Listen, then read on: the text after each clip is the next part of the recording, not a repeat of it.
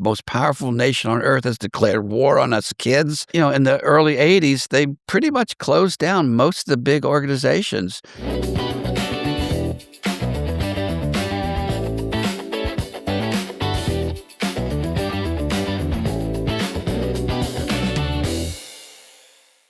Hi, everybody. Todd Denkin here with Becoming the King of Pot, back for yet another episode. With me, as always, is my partner in crime and also my cousin in crime, right? Bruce Perlowin, the King of Pot. Bruce, welcome back. Thank you, Todd. This is a family affair, apparently. Yes. Yes, it is. Yeah, last week was fun. We're talking to your other brother, Gary, my cousin, Gary. And if you haven't seen that yet, make sure you check that last episode out or check that last episode out. And while you're doing that, please subscribe to Becoming the King of Pot right here on YouTube and all of the other streaming platforms. It helps our quest here at Becoming the King of Pot, and thanks in advance for doing that. So, Bruce, we're getting towards the end of actual boats coming in, right? And what's happening in your life at this point that you're really trying to wind down the business? I know Becky just wants you out. You got a family now and you got kids and all of that's happening. Tell me what's going on, towards the end after that first tie load. Okay, well, you have the traditional conflict between the marijuana smuggling male and the wife or the girlfriend. The wife wants a baby or has a baby and wants to raise a family. The smuggler is addicted to to adventure and constantly working. And so you have that conflict. All right, so I resolved the conflict this way. All right, I was going to do 3 more loads. I had 3 or 4 or 5 loads on the water or being prepared on the water. And Right, I was so going to you're negotiating your exit with your wife. Yeah, and with my Okay. crew. And, Yeah. first of all, you got like 50 to 100 to 200 families, depending on the income that you're generating for them. And no matter how much income you generate for your offloaders and your boat people, it's never enough because they tend to spend what they make. And so they want to Sure. keep on going. And you have that obligation to keep this family of pirates back. Not we don't like pirates. Some people don't like pirates because pirates were violent, but outlaws and Robin Hoods intact. So I had 3 boats And on the water planned. let me ask you another question though. So when you decide, okay, I'm going to do 3 more loads, how much money you got buried or in a safe or whatever, and how much money are you counting for these last 3 or 4 loads to ride off into the sunset with? Asset and cash wise, I had about 30 million, and the last loads would produce 120 million. Wow. Because most of those, not all of them, but most of those were tie loads, which would make, there was 1 Colombian load planned. And in fact, when I was arrested, there was a boat on the water going down to pick up a 30,000-pound load. And, Right. and a couple, 3 tie trips were actually in the planning stages, 3 or 4. No. Right. So Okay. So you negotiate with Becky. I'm going to do 3 more loads. Then I'm going to call it quits and we're going to ride off to sunset and live happily ever after. So then that, what happens? that was my plan, but then Yeah. there, when somebody breaks up, we were sort of breaking up, it's like you say, my girlfriend, ex-girlfriend, girlfriend, ex-girlfriend, girlfriend, ex-girlfriend, right? Wife, ex-wife, wife, ex-wife, you're back and forth and trying to work it out. So the plan was for me to actually retire and live up in Ukiah, this beautiful place I had built. I had, read to my heart's content. I have a bookshelf full of books that was what was it, 16, 20 feet tall. You had to have a Yeah. ladder just to get up to the top shelves. And we're pretty much independent. I had a woodworking shop. I had every tool known to man pretty much to make anything I wanted. I was very handy. I like to do that stuff. Also every luxury, and you had a complete auto shop also. Yeah, complete auto shop, including an engine hoist and a grease pit, just so you could work on all your vehicles. We had a generator, a 45 kW generator that would powered the woodworking shop, the auto shop, the house, and everything, completely, and it was one of Right, those so you where were off grid before off grid was cool. yeah, but we were had regular electricity. The thing is that the power went out, the generator would kick on instantly, just like in hospitals. You can't afford to Yeah, be down 3 seconds and, when somebody's on life support. Now, we didn't have any life support there, but I didn't wanna be down, so we had that right, kinda generator. We had 1,000-gallon propane tank. We had plenty of wood for the wood-burning stove stashed everywhere. We had, yeah, we were off grid. We had fruit trees, we had our garden. It was just a paradise, and the plan was literally to live there forever, raise right, our right. son and retire as a multi-gazillionaire, uh, which Just so didn't. you said wood, firewood, more than you could handle. So, one of my jobs when I worked at your house in Ukiah was you had a big stack of wood across the stream, and then on the other side of that garden that was there.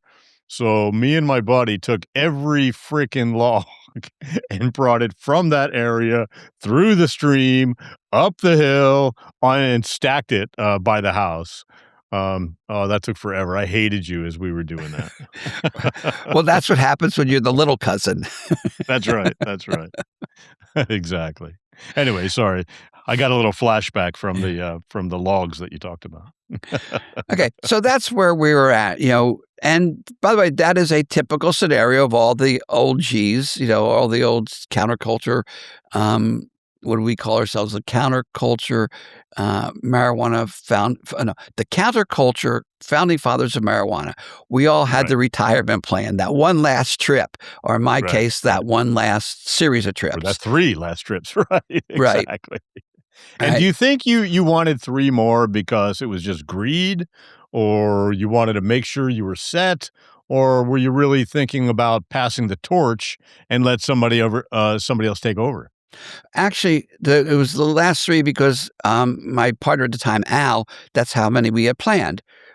So it was just the momentum of the trips. We did the first offload, alright? Then we did the 2nd and 3rd, tide loads, and I was in jail when the 3rd one came in, alright? We did it offload, the one up in Seattle came in, I was not in jail then, and then the 3rd one came in. The first of the last 3. No, there was 3 more after that. There were planned. Just the momentum, and I was gonna keep the company intact and let people take over the operation while I retired. Yeah, I wasn't gonna right, get a residual, just, "Here, the boats are yours, the right, dock's yours, everything's yours, the trucks, everything. Take it and run with it. Good luck. I don't need more than $120 million plus the $30 million I probably had." yeah, Well, I had $16 million in offshore bank accounts. I had the $3 million Ukiah house. I had a bunch of, houseboats, yachts, bunch of boats, and I was going the airplane, millions of dollars and just stuff laying around, yeah, um, yeah, and so, but I realized it was gonna take 3 people to do what I did personally. I yeah, mean, I would go to bed every night and I would say, okay, what's happening in Moss Landing? What's happening at the dock? I review that. What's happening over here? What's happening with Harry? What's happening with Cecil? What's happening with, and walk through every part of my organization. I could do that, but 3 people were needed to continue it. right. Right. Okay. So you got these 3 or 4, boat trips left. You are neck deep into doing yoga, right? You're going to the different yoga retreats. So tell us what happens, on your way to Chicago. Okay, well, um, unbeknownst to me, the heat was, and again, this is so typical of the big marijuana smugglers of yesteryear. You have a 15-year run, 3 to 4 years your peak. The government is after you. The most powerful nation on earth has declared war on us kids because we're in our 20s and early 30s. And Right. in the early '80s, they pretty much closed down most of the big organizations. You'd look at who got busted when. It was pretty much 80, 81, 82, 83, 84. That was it. I was busted in '83. Even though I was on the West Coast, most of the organizations were back east. Um, and they all got busted at the same time. So they're after me. They're infiltrated. They got people rolling over and snitching. And on my And was way to that just a typical scene? That's how they usually got to the kingpins? That's exactly the only way they got to the kingpin. They didn't bust anybody red-handed. That was very Wow. hard to do. We were very sophisticated. We had millions of dollars to play with, and we're as sophisticated or more sophisticated than the government that was after us. We Mm. followed them as much as they followed us. Alright.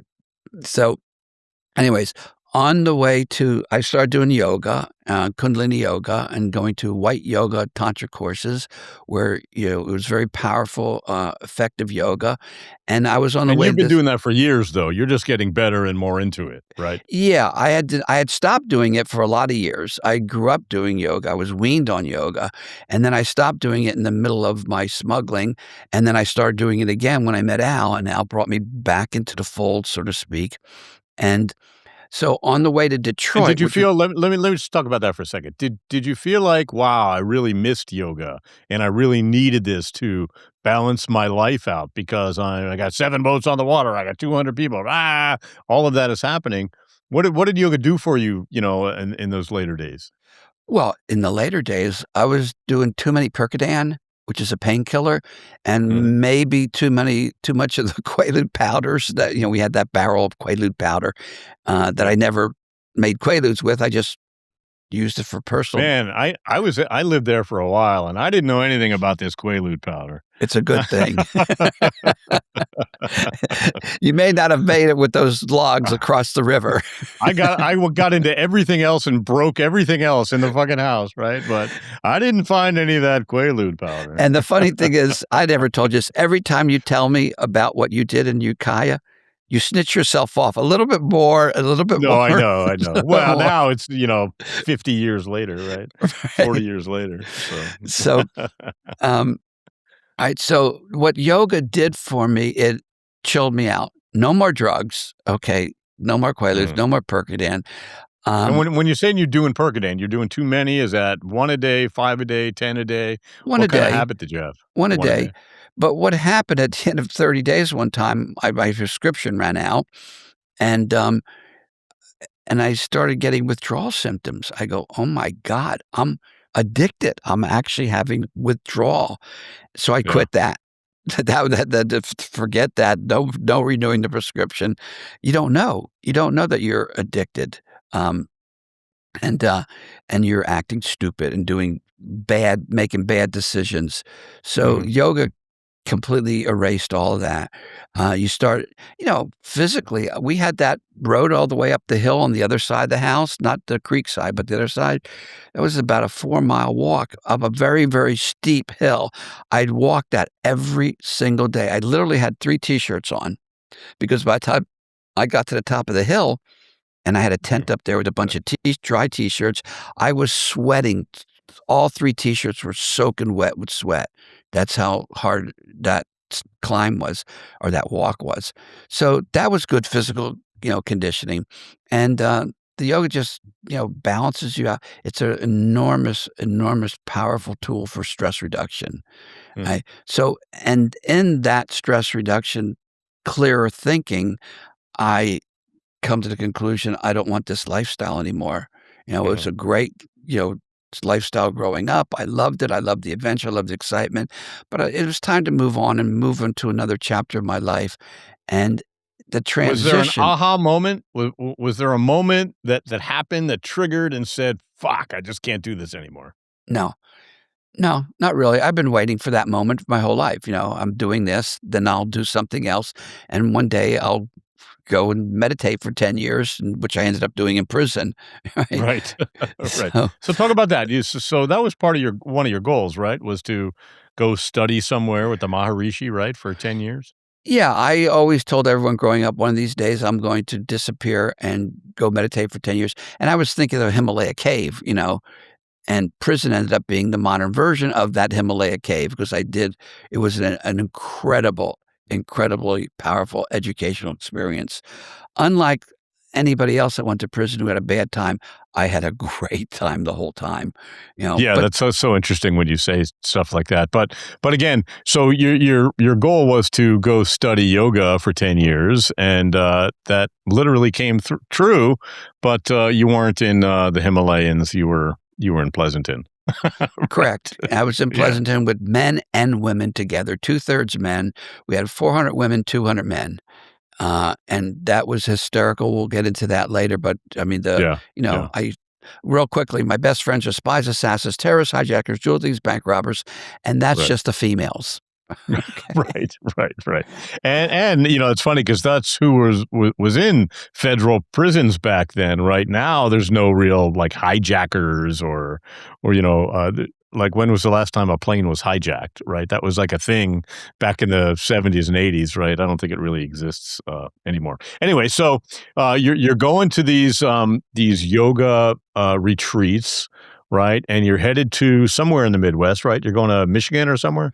Well, it was called White Tantric Yoga, all right, with Yogi Bhajan.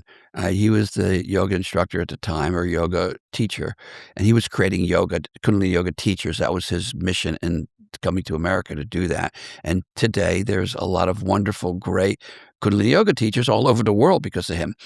So I was on the way to Detroit. That was the 16th white yoga tantric course that I was going to. I mean, wherever he was, because Al said, Bruce, you go to a weekend at white yoga tantric and it's worth 10 years of meditation. I said, so I'm in. So I went to Right, Alaska. right, you wanna cut that timeline down, right? Exactly, save some time from the Himalaya cave. So so I went to Amsterdam, Alaska, Mexico City, um, did I was on the way to Detroit, all over America. So I was on the way to Detroit for the 16th in a row, and I landed in Chicago. The plane landed, and they had a layover, it was a takeoff and an hour layover, and while I said, "I'm not gonna get off the plane, I'll just hang out on the plane." Because it's only an hour before he takes off again, and the agents walked on board, and said, "Are you Bruce Perlowin?" I said, "Yes, yes, we have a warrant for your arrest," and that was And it, what agents were they? Was it FBI? Was it DEA? Who was it? IRS, FBI, and I believe there may have been DEA there as well, but I think it was just IRS and FBI. Got it. Alright, um, And so you're on the plane and you're like, "Oh, shit. What do I do now?" Right? not really. So what happens? Oh, well. What, me worry? So they cuffed me in the front, and then they put my jacket they didn't want they said, Let's cover the cuffs," and so they put the jacket over the handcuffs, and they walked me off the plane and took me to MC's well, they were telling me, "We've arrested these people," Ted Corey and people in Las Vegas, Tampa, and somewhere else. There was a coordinated arrest all over the country at the same time. And they go, "Do you want to cooperate?" I says, "No." You know, I don't wanna cooperate. Um, it goes back to Alan Silver, my attorney for the Miami case, alright? He was my attorney at that time too. Um, Yeah. and I remember him saying to Bruce, "Would you consider cooperating with the government?" And I thought for about 2.5 seconds. I said, "No, I'm not gonna cooperate." And he said, "Good, because if you said yes, I would not have been able to represent you." Oh, He wow. actually let me answer the question because he was part of the the organization Normal, and Sure. they had a rule that they did not represent anybody that rolled over.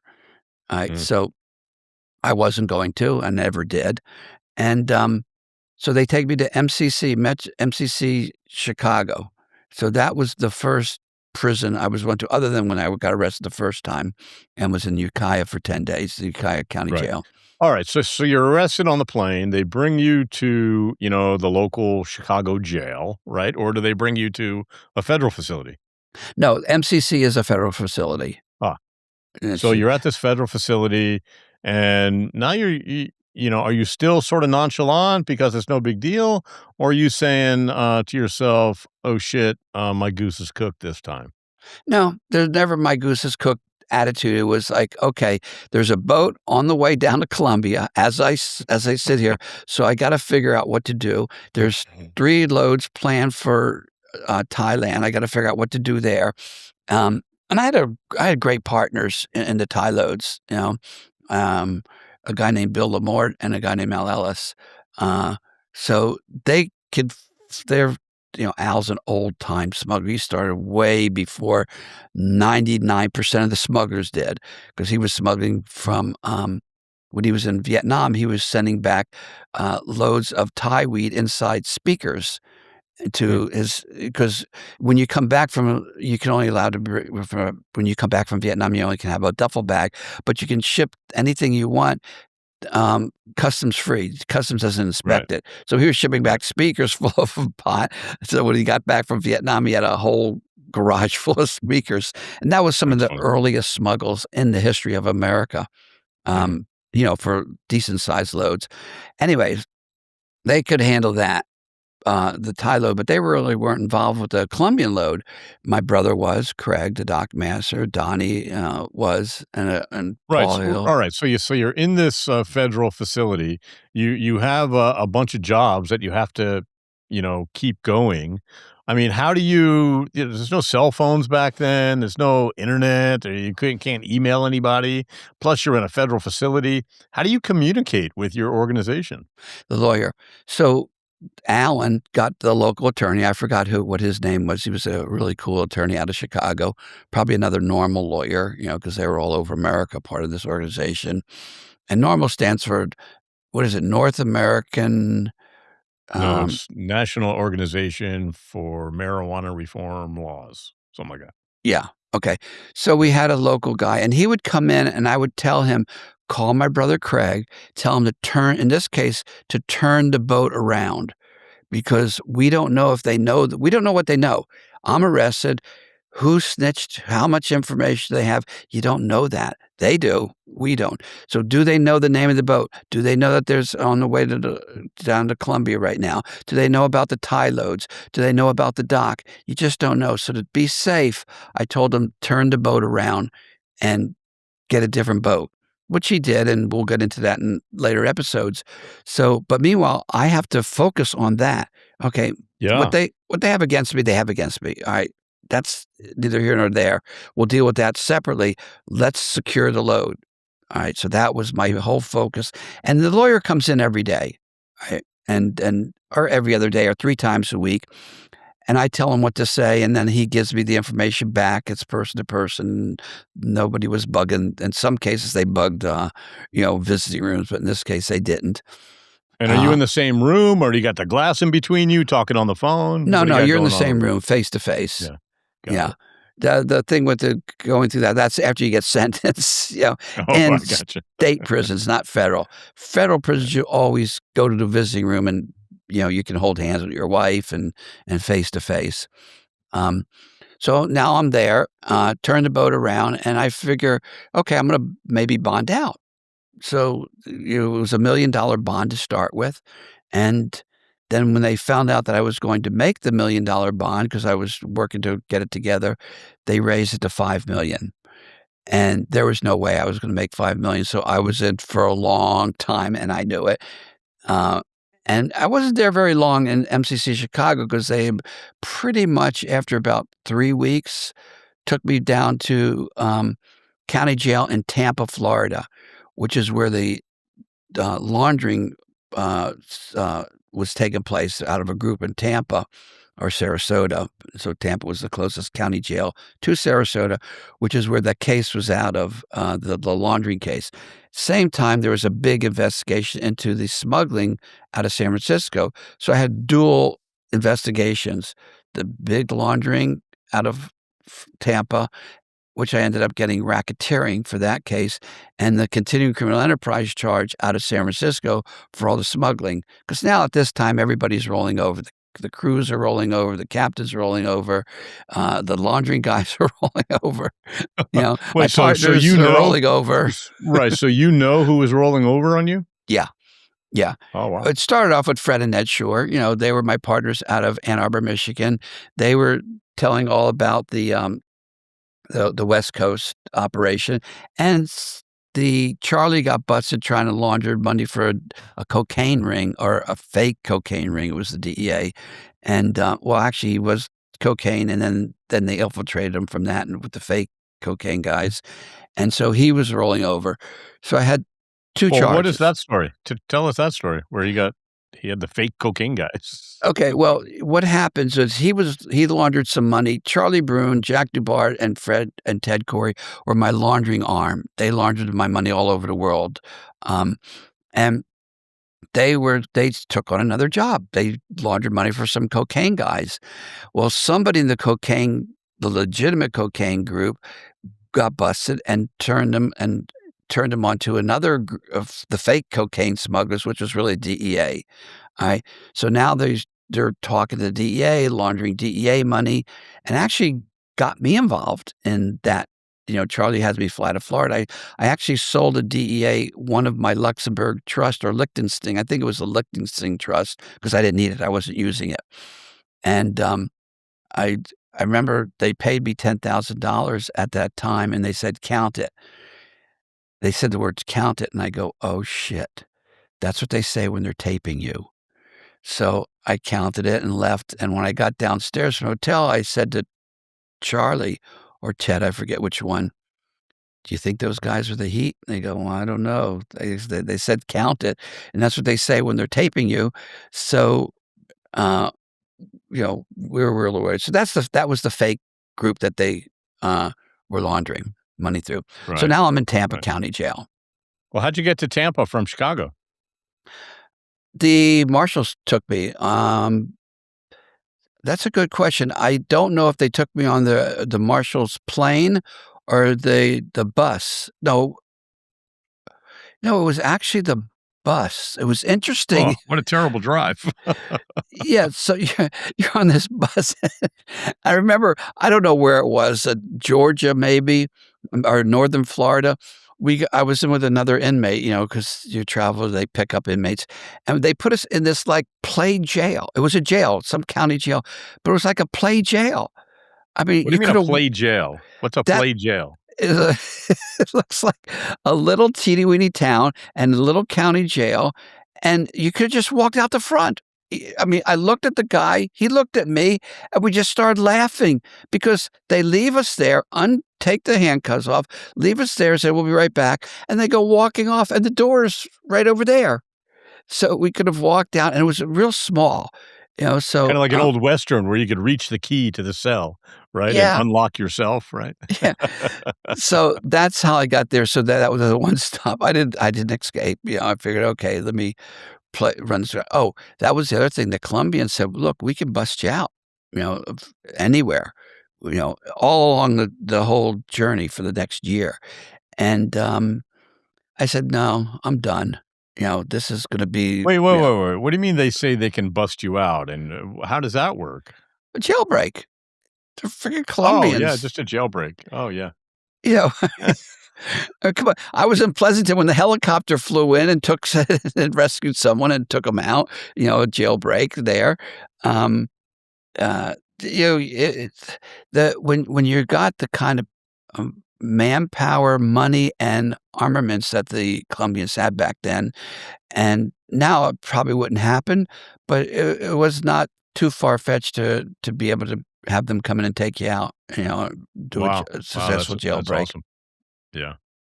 Alright, so you're in Tampa, and what's happening with everything that you still got going on with the company? Well, that's the big focus. So you got dual focus. You got focus. What are we going to do at the company? How the Thai trips? I left that to Alan Bill. Okay, but the Colombian trips, I had to coordinate that, and then ended up leaving that to my brother and to Don Pereira. So they actually did turn the boat around and eventually sent another boat down and got that load successfully in. And then after I was tucked away in prison doing my time, they did another trip, and that ended our pretty much was the last Colombian load that we did on the West Coast, and that boat actually sank on the way up. And the Coast Guard picked up the 2 guys in on the life raft. So, and I'm not sure exactly what happened, what the parameters were, what it was. Um, I know that they sent rescue boat out to it, but the rescue boat didn't get there in time, and they never found him, actually. The Coast Guard did. And of course, that was in the newspapers because the one of the guys was Vince, and he had tattoos all over from Hell's Angels, and they assumed that they were doing a smuggling. They assumed correctly that they did a smuggle and something happened to the boat, which is exactly what happened.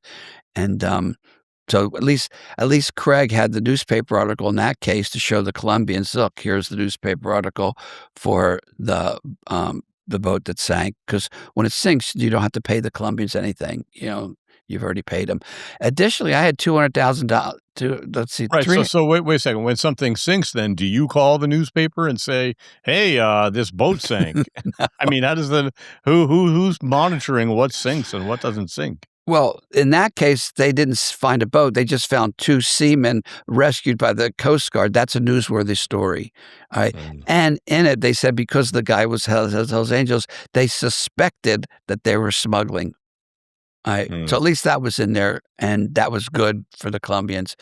Um, Now on the trip that did come down, I had to remember $10 a pound from previous podcasts, so I had put down $300,000 on that trip, alright? Now I believe only 20,000 came up on the boat, between 20 and 30 made it in, I'm not sure exact count, and Craig never got an exact count, either, but I did have $300,000 down payment, which I never got paid back, but, that's part of the losses when you get busted.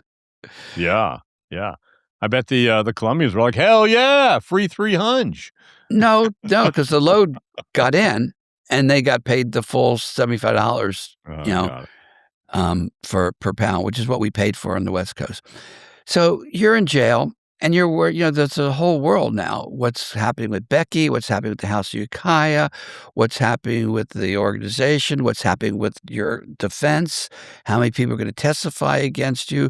There's all this pressure to get you to roll over, and they always keep that on you, and, it was just, "Talk to my lawyer, don't talk to me," you know? Yeah. And And of what was it course like, what was it like, with your relationship with Becky at that time? You're in jail, she wants to get out. She's probably got a "I told you so" sort of an attitude? it's hard to say it wasn't good, and it wasn't bad. Well, it was bad. She was, Well, which one was it?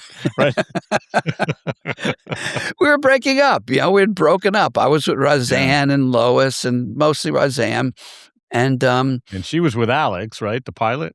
Becky was, yeah. And so, it was like, "What are you gonna do to your Kai house? Are you gonna keep it?" So they offered me here was what they offered me. If you roll over, you can keep the Ukiah house. You can keep 1 or 2 of the boats.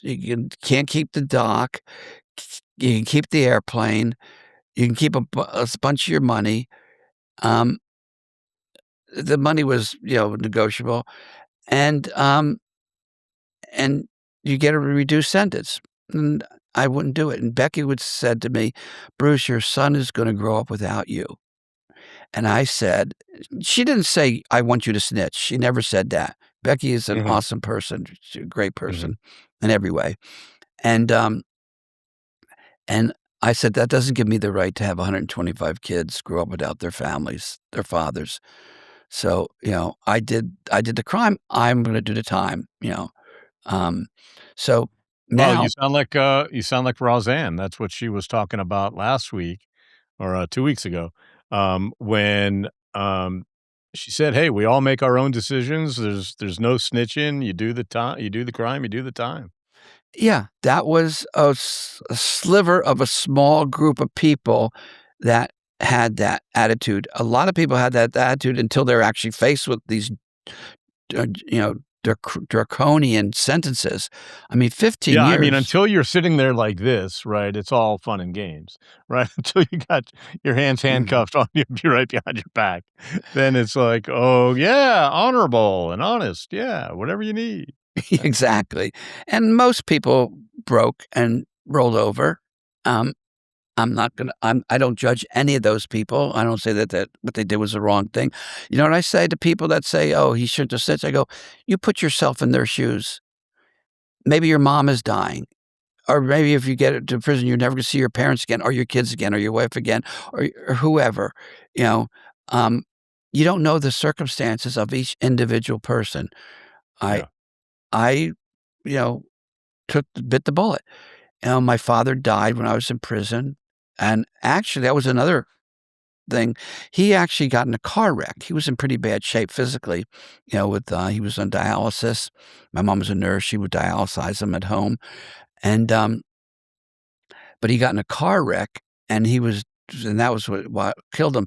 They actually let me leave Pleasanton to go visit him at the hospital, which is at the beginning of my sentence, and there was a whole escape plan that was been real easy.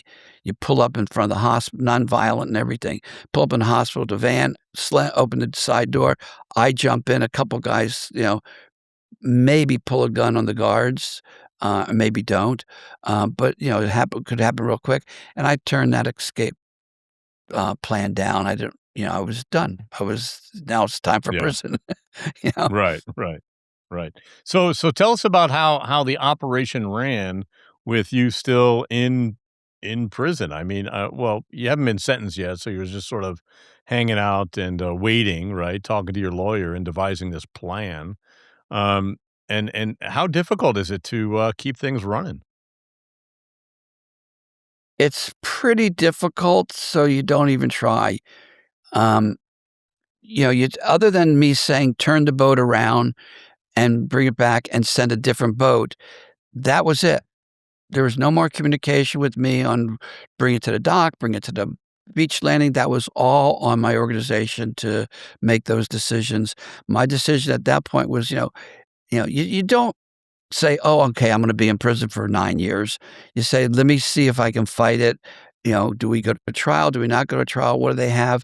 What's the best bargaining position? So eventually it came down to, okay, you're not rolling over on people. And I said, "Look, I'll give them assets," because, still that was their big thing back in those days, is the more they seize, the bigger the feather in their cap. Alright, so they're Right. all trying to get everything that they can. In fact, I remember once we had we had those barges which are 60 feet by 30 feet, and they had these steel tops to them, hatch covers, they were the covers to the lash barges, and I had a bunch of steel hatch cover tops at dock number 2 in Redwood City, and we had welder build. He would be out there cutting them up with welding them to sell for scrap steel as an excuse for being there. So in case we needed to bring a load in to the backup dock, he was there with the motorhome and a speedboat and surveying, make sure there's no police, or if there is police, when do they do their rounds? So they wanted the hatch covers.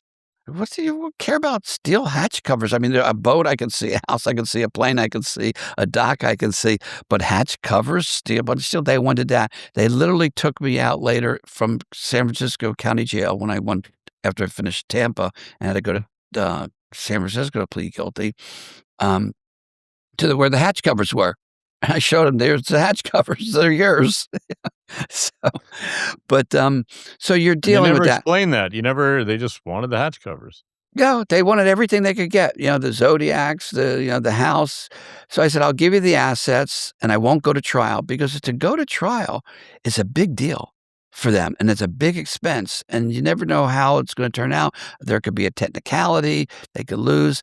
They do not wanna go to trial. They want you to Hmm. plead guilty and roll over, or if you're not gonna roll over, they want you to plead guilty and not roll over. So my deal was, I'll plead guilty and I'll give you all my assets, and I won't go to trial, but this is what I want. I want Becky to get immunity, I want Craig to get immunity, and I want Uncle Mickey to get immunity, and I want Don Pereira, who had 4, counts against him, reduced to 1 count.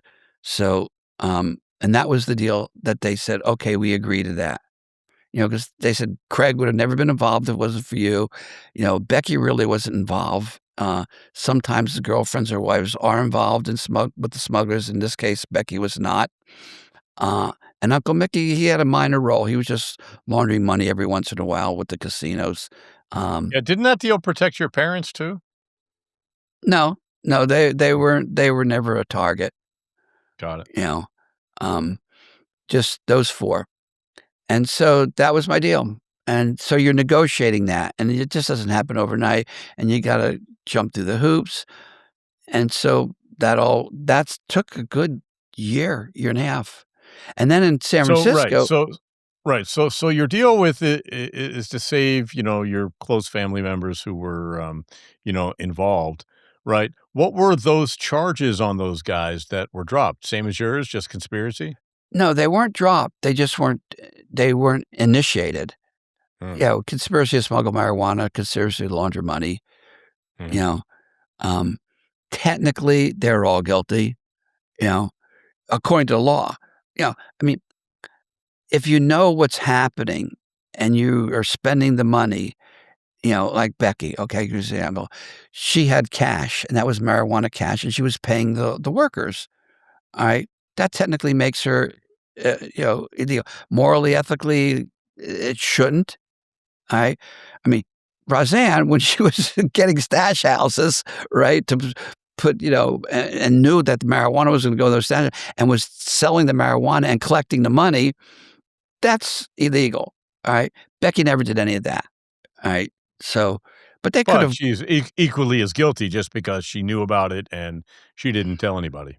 Correct. Yeah, yeah. If yeah, that's interesting thing. If you know about a crime and you don't report it, that's means that you're guilty of that crime. That's right. Yeah. So, stupid laws, but that's the way it was. So Right. and there's a lot that took a year, year and a half. Maybe Right, it's so during that year and a half of all of that negotiation with the feds and all of that stuff, you still are bringing in loads, or there are still loads being brought in and Craig's just handling it for you? oh, yeah. Craig's handling it. Al and Bill are handling the tie loads, you And know, what happens to all that money? Is it going to your defense, or it just doesn't funnel to you anymore at this point? technically, I was a partner, and it was supposed to go to me, but all that money kept being reinvested in the next trip. The Mhm. culmination of the tie loads was the Oregon Beaver load, which was 80,000 pounds of tie weed. At $1,000 a pound, that's $80 million. That was the big payoff.